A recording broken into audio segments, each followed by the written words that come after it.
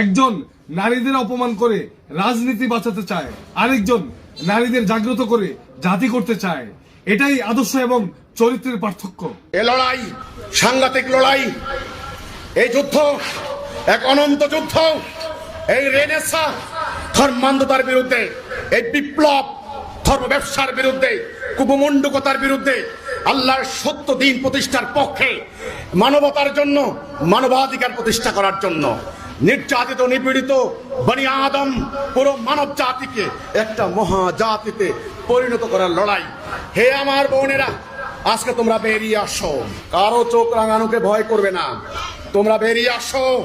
আমি আগে বলেছি, যেই হাত দিয়ে তোমরা রুটি পিষতে পারো, যেই হাত দিয়ে তোমরা পরম মমতায় সন্তানকে লালন পালন করো, সেই হাতে তোমরা ধারণ করো, অন্যায় বিরুদ্ধে প্রতিবাদ করো, সেই হাত মুষ্টিবদ্ধ করে আসমানের দিকে উত্থিত করো।